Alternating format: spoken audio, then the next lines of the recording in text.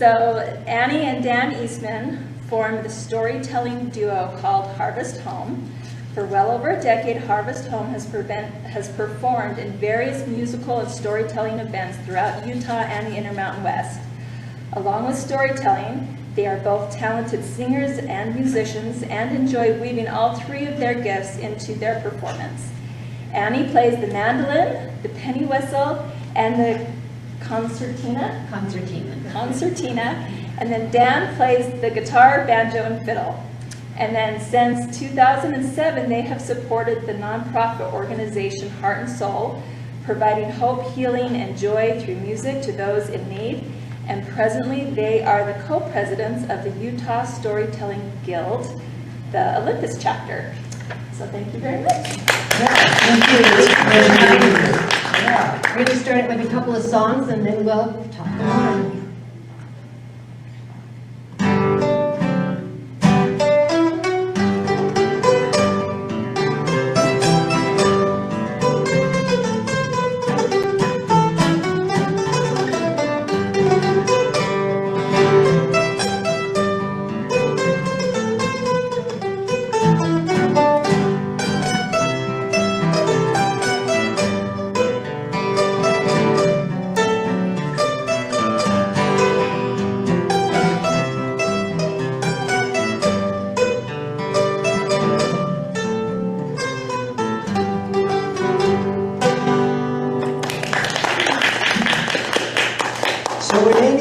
Was the mandolin right there, and then she's going to get out the squeeze box, because this is kind of an Irish tune, a sailing song, and its nickname is concertina, but we just call it the squeeze box.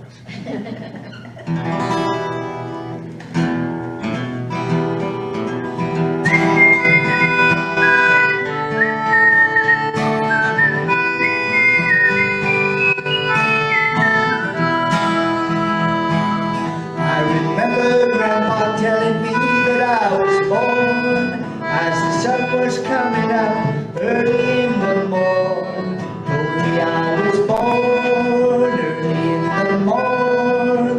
When you lift your eyes and see the sun rising on the far horizon early in the morning. It was early in the day when I set out to roam. Kissed my love and went to seek my fortune far from home.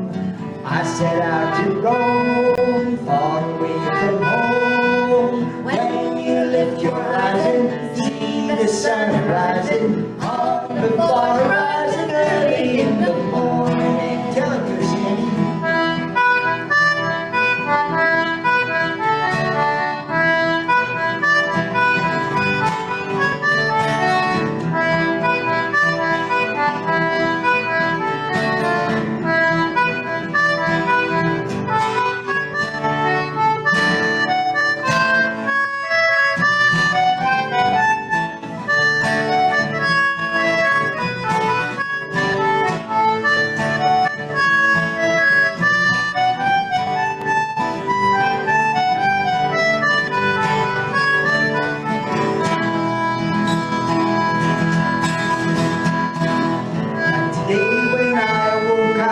My darling soul, got to have her by my side forevermore, I know.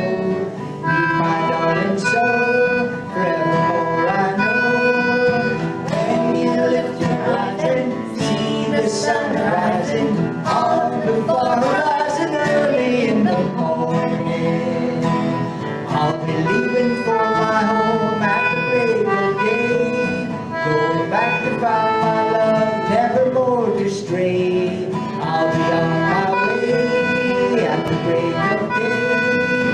When you lift your eyes and see the sun rising on the far horizon early in the morning.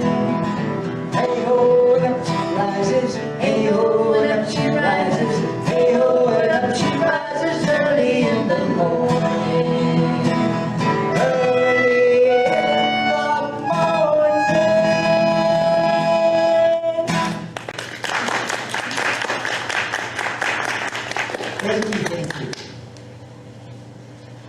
we are happy to be here with you. We do call ourselves Harvest Home because we're in the harvest of our lives just like you are. This fall season of our lives is a great time because we're hopefully done raising kids, we're done with a regular 8-to-5 job, we're still doing productive things, but we have a little more flexibility, and we have a winter season of our life to look forward to. So now is a great time to think back and reflect on your life, think what memories and stories you want to share with your loved ones, because if you don't tell your stories now and write your stories, somebody else will write them and they might not get it right. Yeah, they make craft years to build it. So we're going to share a few stories and songs, and it might get you thinking of things that you might want to share with your family and loved ones. So I'm going to tell you about how my mother and father met. My dad's mother died when he was a teenager, and so he became kind of the woman of the house, right? He was the oldest son, and he had a younger brother, and then his dad. So there was just 3 men in the household for a long time. So he didn't even think about getting married until he was about 30. Well, he lived in Colorado, and he came to Salt Lake City to go to an event at the Tabernacle. And he was by himself, so he sat in that middle section of the Tabernacle on the very back row, on the main floor, on the end of the row. And my mom, who was 9 years younger, about 21, she came from Idaho to dance in a dance festival with the group, but the group didn't want to go with her to this event at the Tabernacle. So she went by herself, came in, sat on the other end of the bench, and here they were. But the venue filled up, and ushers kept saying, could you just squeeze in a few seats? Could you squeeze in a few seats? A little more, a little more. They found themselves right in the middle of the back bench. They began talking, found out they had things in common, and they decided they wanted to stay in touch. That was the beginning of their courtship. But how do you have a long-distance courtship if one lives in Colorado, one lives in Idaho, and you can write letters, sure, but there were no cell phones, there was no email, there were no personal computers, and if you did find a phone to make a long-distance call, it was very expensive, wasn't it? And it was probably a party line, so your neighbors could probably pick it up and hear you whispering sweet nothings to each other, right? So my dad made the effort several times to travel from Colorado to Idaho to visit my mom. Well, he was overwhelmed with my mom's family because, you know, he just had 3 single guys in his household, and his dad, his brother, and him. My mom had brothers and sisters, she had cousins, aunts and uncles. She was among a big group of extended family. So he hardly had any time alone with her. And her name was Mary Marguerite, but her family called her Maggie. And so that reminded us of this song called Maggie Dear. Hang on just a second. So I'm going to sing you Maggie Dear. Maggie dear just won't go out alone. It seems that she must have a chaperone. When we go out, no matter where we're bound, there's always somebody else around. Oh, she brings her father, her mother, her sisters and her brothers, so I never see Maggie alone. She brings her uncles, her cousins, she's got them by the dozens, no, I never see Maggie alone. And when I phone her, say to her sweet, where shall we meet? Supposing that we eat. She brings her father, her mother, her sisters and her brothers, so I never see Maggie alone. I bought a roadster 2-seated, I even had it heated, so I could see Maggie alone. While we were riding and kissing, the engine started hissing, and we were a long way from home. I got right out then, fast as I could, but Found out what was wrong, for when I raised the hood, There was her father, her mother, her sisters and her brothers, so I never seen Maggie alone. One day she said she was wishing that I would take her fishing. Oh, I knew I'd see Maggie alone. In a canoe then, we two then were gliding over the water, far from the noise of her home. I threw the line in, thought I caught a trout. I got a tug, and I pulled the line right out. There was her father, her mother, her sisters and her brothers, no I never seen Maggie alone. One night while we were out walking, and she grew tired of talking, she invited me up to her home. I turned the lights down, they were too bright. Oh, what a night. But when I turned on the light, There was her father, her mother, her sisters and her brothers, so I never seen Maggie alone. No, I never see my Maggie alone.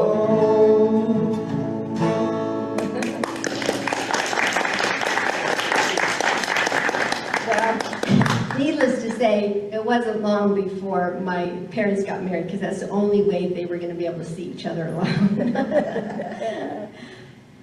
Well, I was thinking about heroes. And sometimes we think about heroes, we think about superheroes, sports heroes, celebrities, historical figures, but what about the ordinary heroes in our lives? I don't think we realize what heroes our parents are till we grow up and see what they went through for us, right? So this story is about my father as my ordinary hero, my mother too, but this particular story is about my father. So when my parents got married, they were poor as church mice, but they had big hopes and dreams. My father loved music and poetry and history.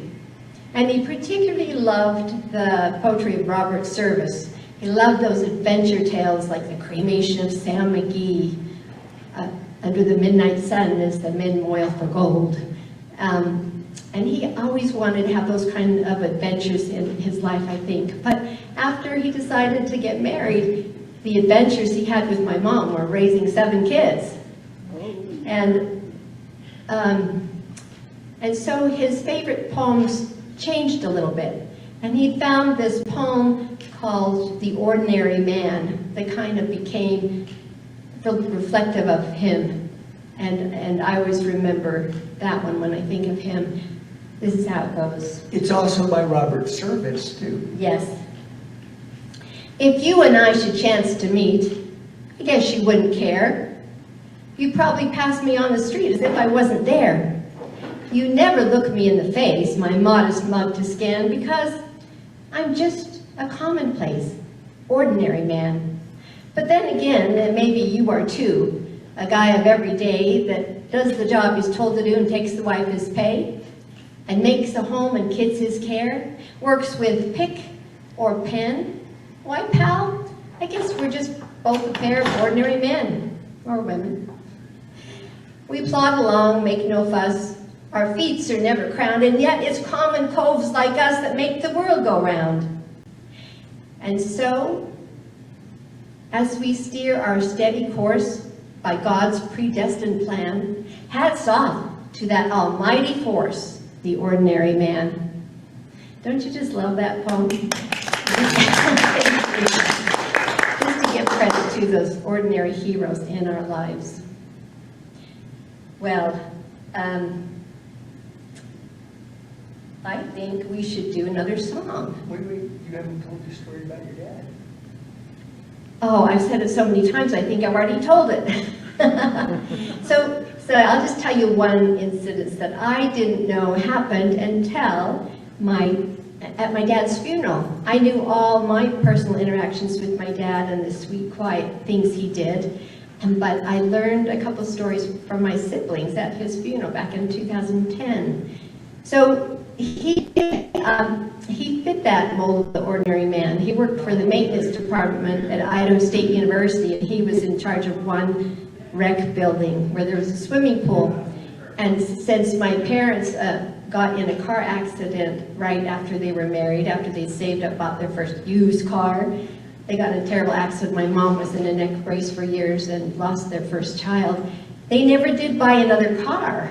And so we just learned to walk, ride bikes, or ride the bus to get around. And I don't think we're any the worse off for it. But he had to walk an hour to work every day across town from our house to the university, and then walk back at night after a long day working. And if you stopped him on the street, the guy in the gray maintenance jacket with his black lunch pail under his arm, you'd see that there would be a quick twinkle in his eye if you just stopped and talked to him, and a curl of his mouth, because he loved to visit with people, and he loved talking about history and music and poetry. Well, he had heard about a Boy Scout troop that had asked the university to use the pool in his building after hours. And the university turned them down. They said, we can't pay somebody to stay, because they'd have to keep the building open, kind of keep an eye on you, help you out, clean up after you, get the pool ready for the next day, lock up and leave after you. They said, we just don't have funding for that. My dad heard about that, and he quietly went to his boss and he said, can I do it? And his boss said, do what, Bill? He said, can I stay after and accommodate that scout troop? And his boss said, oh no, you can't, Bill, because we can't pay you. He said, no, you don't have to pay me. I'll clock out at my regular time, but I just want to stay and help him out, because you see, the Boy Scout organization has been wonderful to my boys. And I haven't ever been able to donate or do something back in gratitude. He said, I'd like to do that quietly. So don't tell anyone I'm doing it, I'll just do it. And so he got permission to do that. And it was during the winter, so they'd come once or twice a week and leave by 9:30 or 10, and then my dad would walk all the way home in the snow and cold to get to our house. And I never knew about that until after he had passed. So hats off to those extraordinary heroes in our lives, right? Yeah. I think Dan has a story.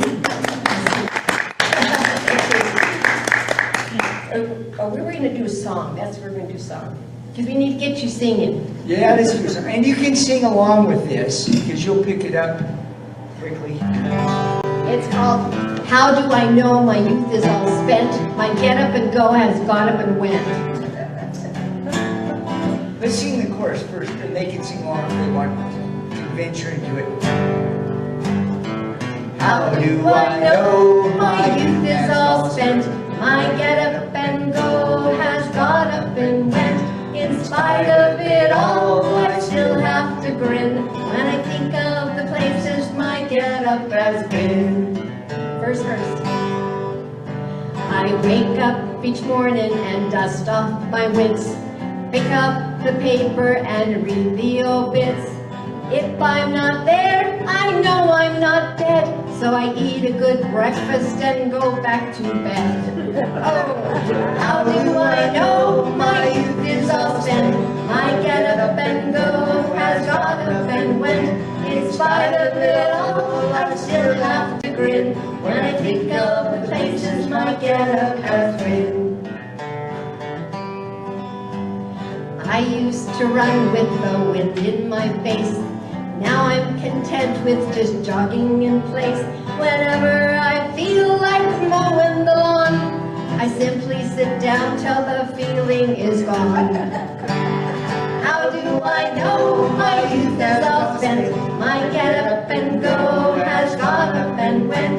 In spite of it all, I still have to grin when I think of the places my get up has been. Last verse.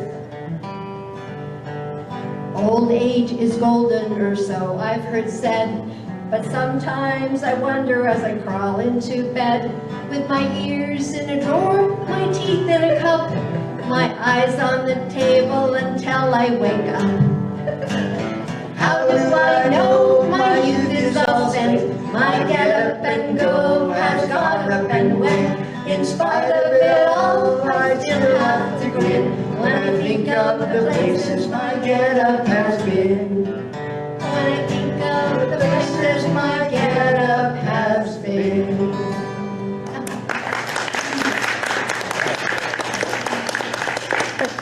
So Dan's got a story, Saratoga Surprise.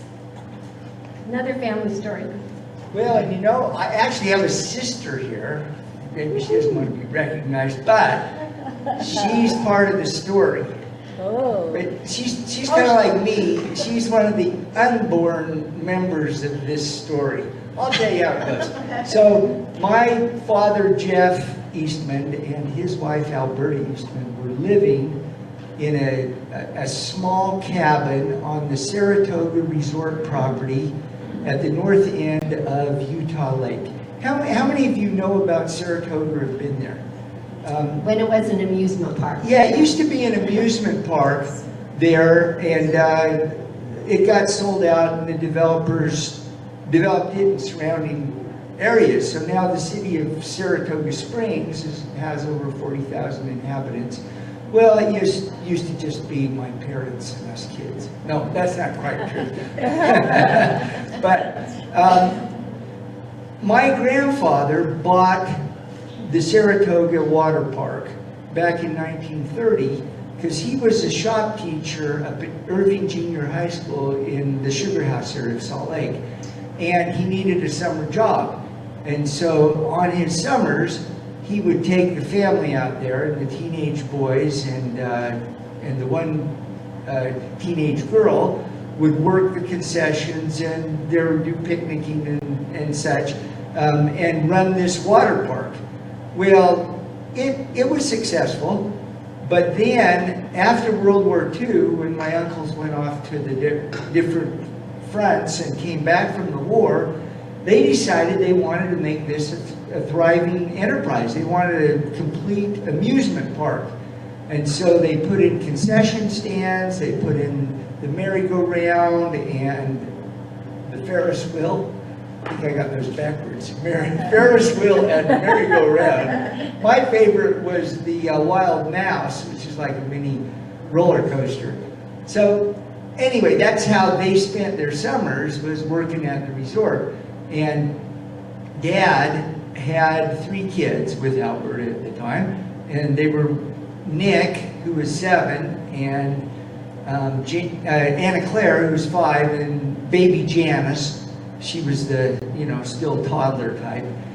Anyway, they lived in this little cabin, and it was just way too cramped. It just had one room with a sofa hide-a-bed that turned into my parents' sleeping, and they had a little kitchen there on the side. So my dad built an addition to it.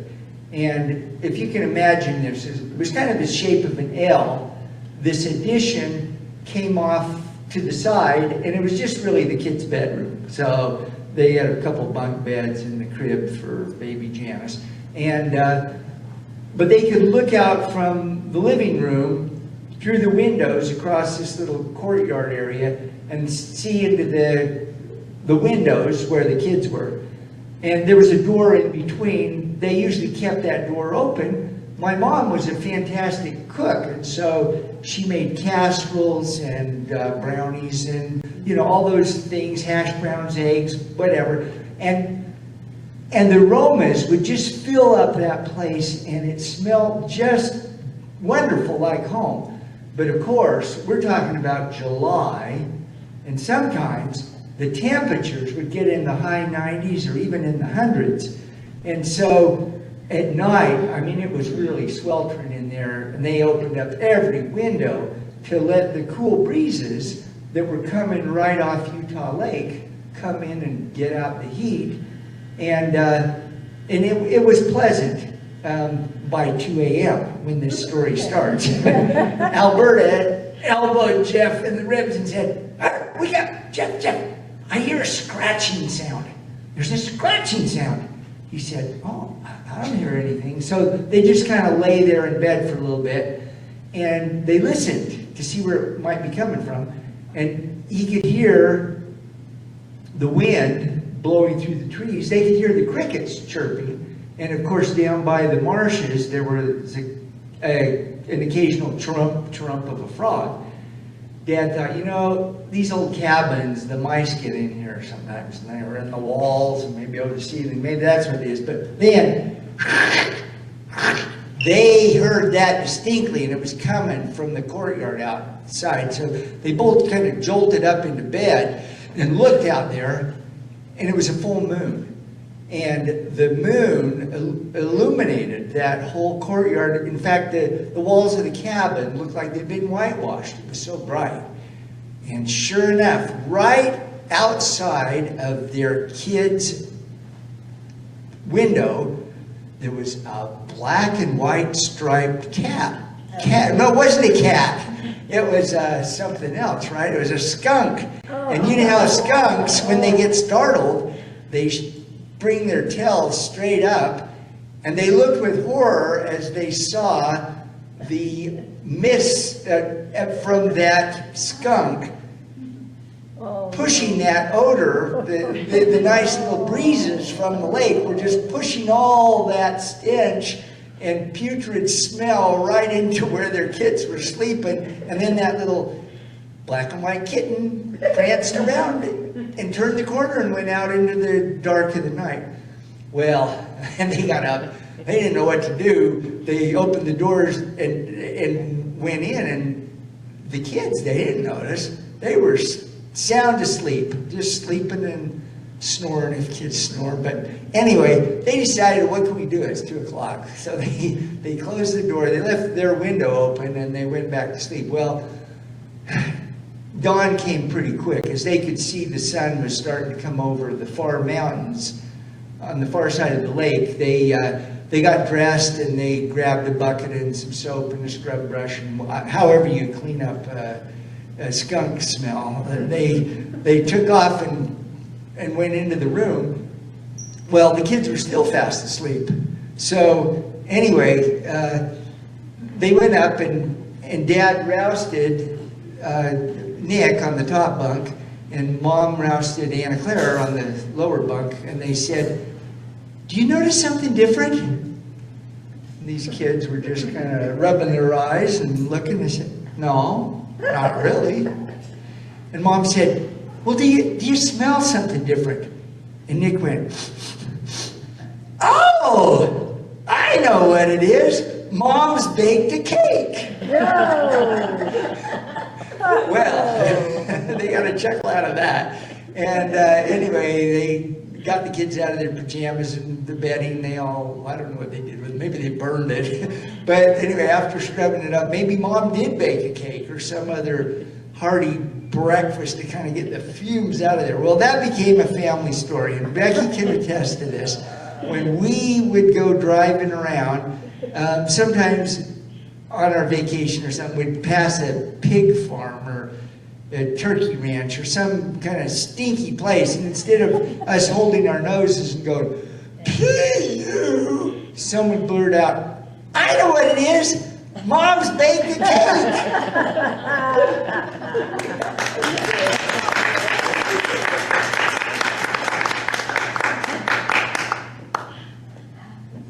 That's a great Saratoga surprise, but not one I would want to encounter.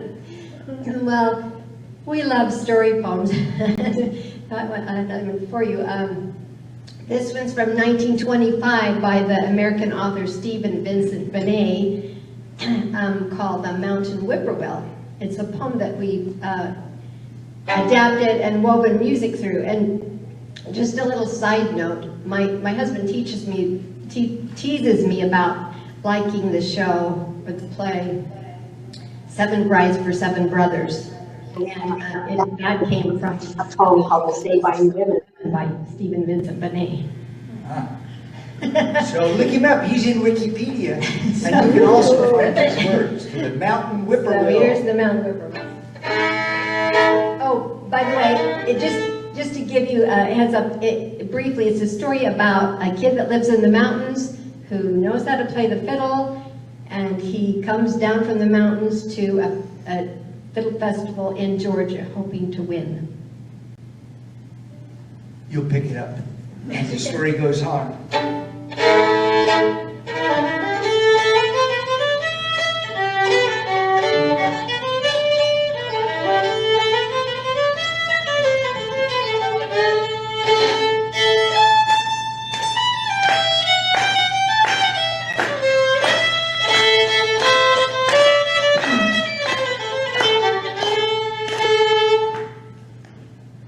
Up in the mountains, it's lonesome all the time.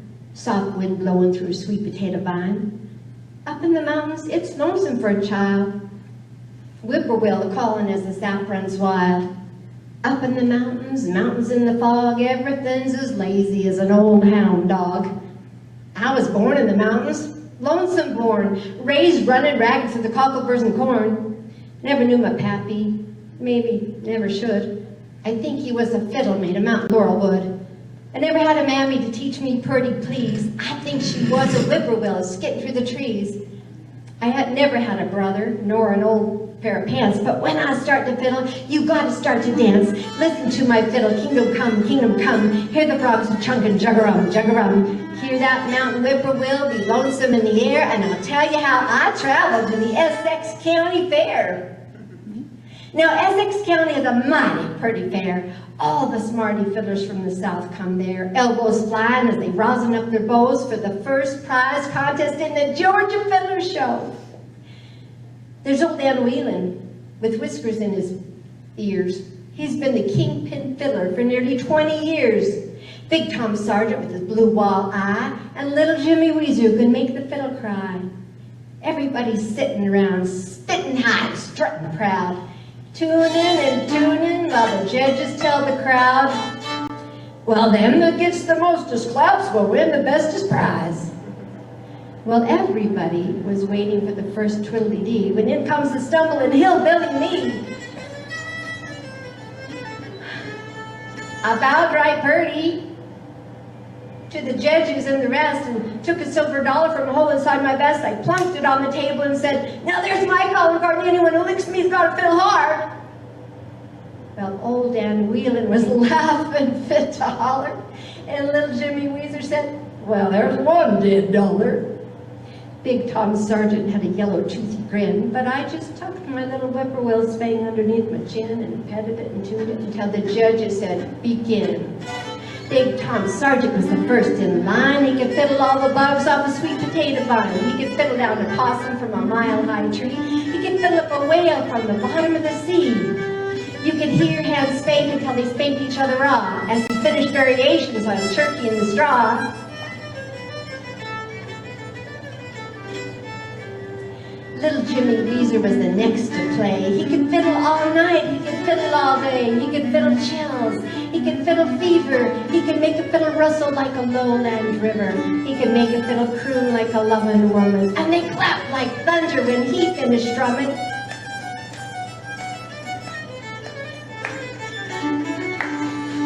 Then came the rest of the bobtail fiddlers, the let's go easies and the fair to middlers. They got their claps and lost their bickers, and they all settled back for some more corn liquor. Well, the crowds got tired of their no-count squealing and went out in the center steps, old Dan Whelan. He fiddled high, he fiddled low. Listen, whippoorwill, you got to spread your wings. He fiddled and he fiddled on a cherrywood bow. Old Dan Whelan's got bee honey on his strings. He fiddled the wind by the lonesome moon. He fiddled a most almighty tune. He started fiddling like a ghost. He ended fiddling like a host. He fiddled north, he fiddled south, he fiddled the heart right out of your mouth. He fiddled here, he fiddled there. He fiddled salvation everywhere.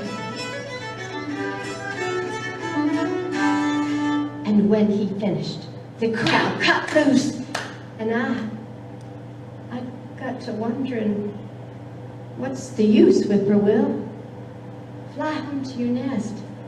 But I stood up pert and I took my bow and the fiddle went to my shoulder so, and I thought, there ain't no crowd to get me phased, 'cause I was alone where I was raised, up in the mount so still it makes you scared, where God lies sleeping in his long white beard. And you can hear the sound of the squirrels in the pines, and you can feel the earth breathing through the long night time. They fiddle the rose and they fiddle the thorn, but they haven't fiddled the mountain corn. They fiddle sinful and fiddle moral, but they haven't fiddled the brush with laurel. They fiddle loud and they fiddle still, but they haven't fiddled the whippoorwill. So I started out with an ump little lump, and hell broke loose in Georgia. Skunk cabbage growing by a bigum stump. Whippoorwill, you're singing now. My mother was a whippoorwill bird. My father, he was lazy, but the rhythm cut loose from a store-bought shirt. The fiddle all Georgia crazy. Swing your partners up and down the middle. Sashay now, little that fiddle. Flapjack slipping on a red-hot griddle, and hell broke loose. Fire on the mountain, snakes in the grass. Go down, Moses, set my people free. Pop goes the weasel in the old Red Sea. Jonah sitting on a hickory bough. Up jumps a whale. Where's your prophet now? Rabbit in the pea patch, possum in the pot. Try and stop my fiddle now, my fiddle's getting hot. Whippoorwill singing through the mountain hush. Whippoorwill shouting from the burning bush. Whippoorwill crying at the stable door. Sing tonight as you never sang before.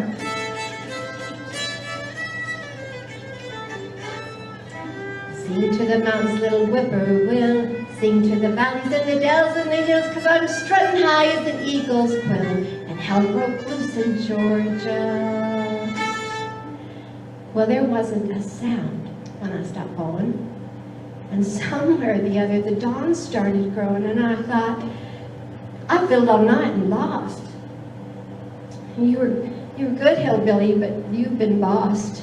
So I went over to congratulate old man Dan. And right then, right when I walks up to him, he puts his fiddle into my hands, and then the noise of the crowd began.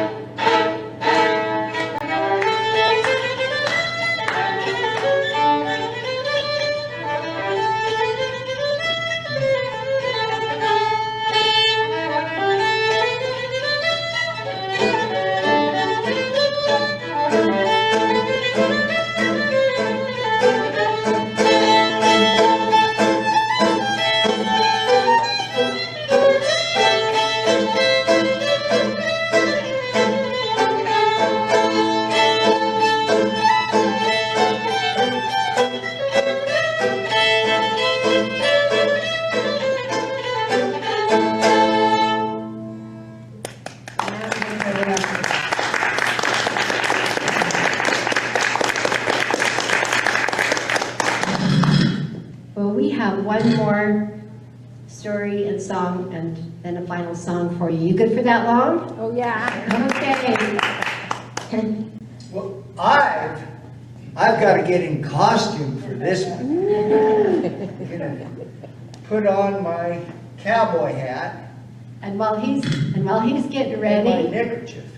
I just want to reinforce again what a wonderful season we're in, the fall of our lives, a time to reflect back, but also a time to share our life experiences, what we know, our wisdom.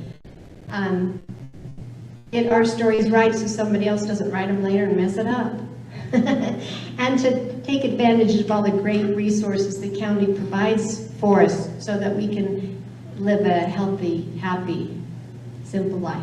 Without falls. Without falls. Okay, so this song tells a story, and it's about the selling of an old ranch in Wyoming and what the cowboy is going through when that happens. And then I'm going to tell you a poem called The Old Cowboy after that. Oh, I'm missing one thing. I got to put on the cowboy hat, right?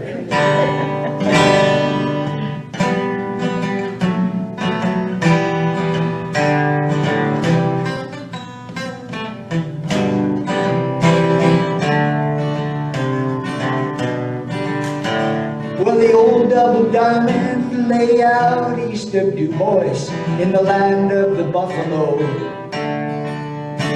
And their auctioneers gabble how it rang and it rabbled as I watched the old diamond go.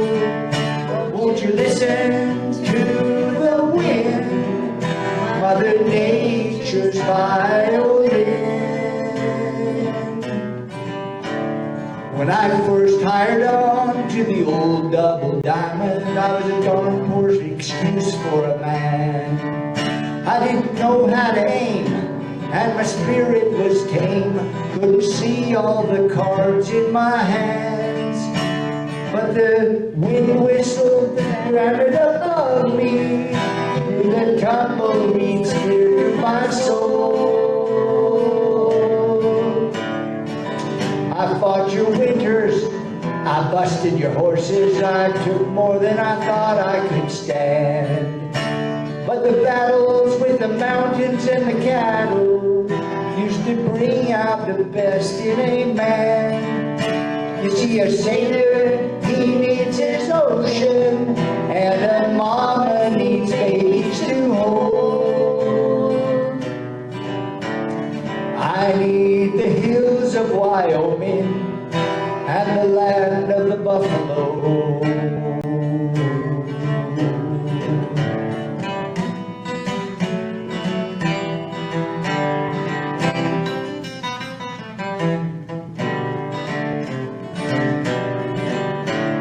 Well, she's selling out now, and I'm moving on, but I'm leaving with more than I came. 'Cause I got this saddle, and it's not for sale, and I've got this song to sing. I find a new range to ride and new knots to tie in a country where cowboy is king. I'll turn my tail to the wind and the old double diamond and disappear into the sage.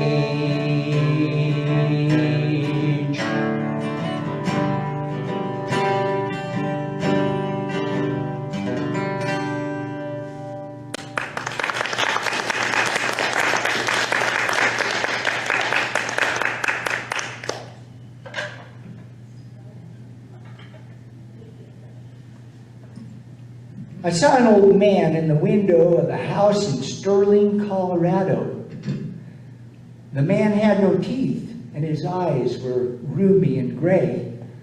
I just passed the shadows cast by the barren trees across his sidewalk as I looked in the front porch and was wondering what he was thinking about that early spring day, because 95 springtimes were stored up in his memories. But they're all shuffled like cards now, and I wondered which ones he recalled, because he was a cowboy, and he knew this whole prairie as he rode out of Violet before fences, barbed wires, and walls. You see, I met his daughter at an old people's supper that was being held at a church on the corner not far from the old man's front yard. Yeah, I sang for their supper. I sang Whippy-Di-Tie-Yo and a silk scarf and a Stetson.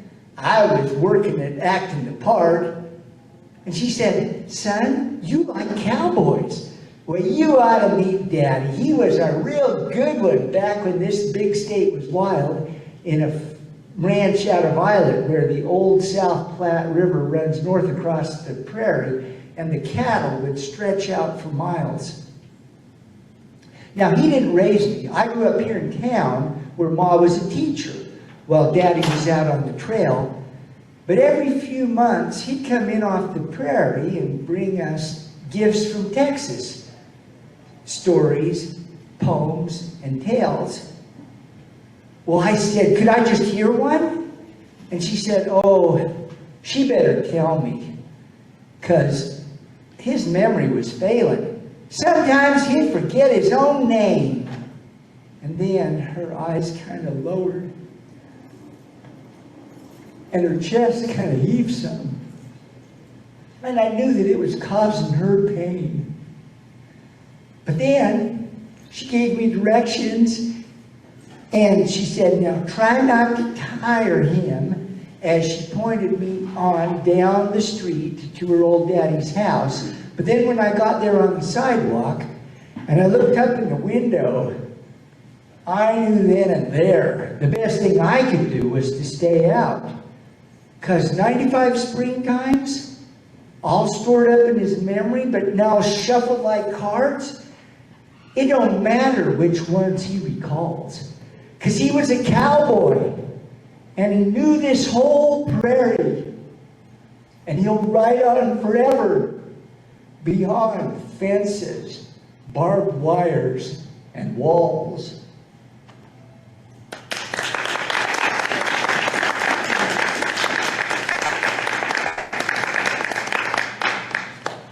Okay, cowboy, how about we end it with simple gifts?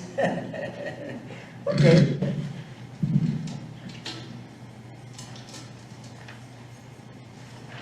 This is an old Shaker hymn that, back from the 1850s, that was adapted from an Irish tune called "The Lord of the Dance." And actually, the Shakers had dance as part of their worship, and so they would dance to this. But the tune is real familiar.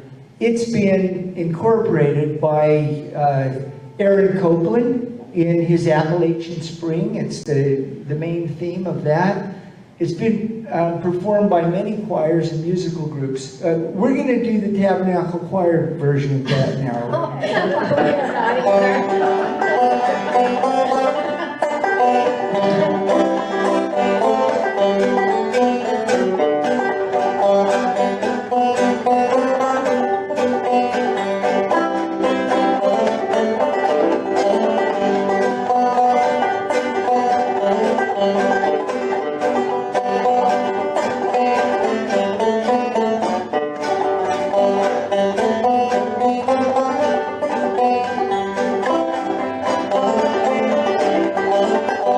Tis a gift to be simple, tis a gift to be free, tis a gift to come down where we ought to be. And when we are in the place just right, it will be in the valley of love and delight. When true simplicity is gained, to bow and to bend, we shan't be ashamed. To turn will be our delight. Till by turning, we come round right. Tis the gift to be gentle, tis the gift to be fair, tis a gift to wake and breathe the morning air, and every day to walk in the paths that we choose. Tis a gift we pray that we may never lose. When true simplicity is gained, to bow and to bend, we shan't be ashamed. To turn will be our delight, till by turning, we come around right. Yeah, but there's Sammy.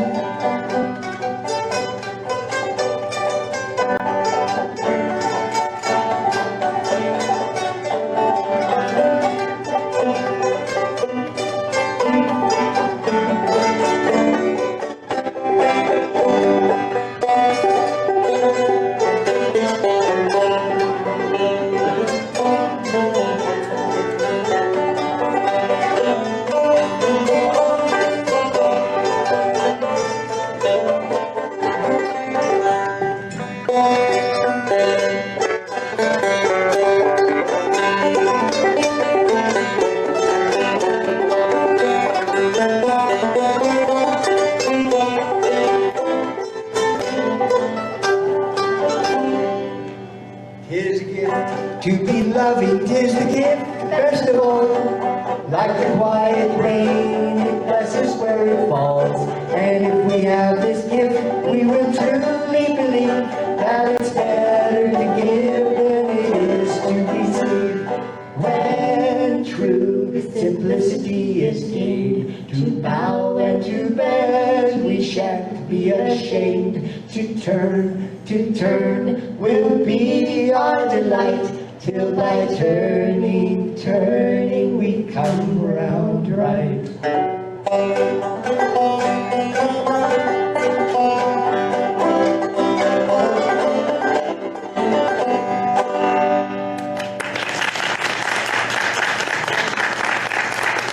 Thank you so much for letting us come to our story this afternoon.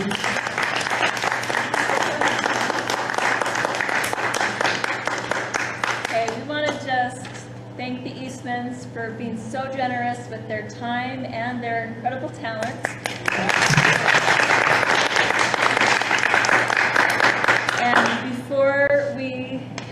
go, just a reminder to take a look at what we have at the table here, any of the pamphlets for the classes, and to also remind you guys that we do, throughout the whole month of September, every Tuesday at 2, we are holding a webinar and a live in-person, kind of a hybrid of these events. So next Tuesday at the West Jordan Senior Center will be another presentation. This one will be about the Great Salt Lake and kind of what's going on with that. So it should be an interesting discussion to have. So hopefully you guys can get on, is it Surf Tracker? Did they do that to register? Or they can just come. Or you can just come like you did today. So that was wonderful. So one more round of applause for these.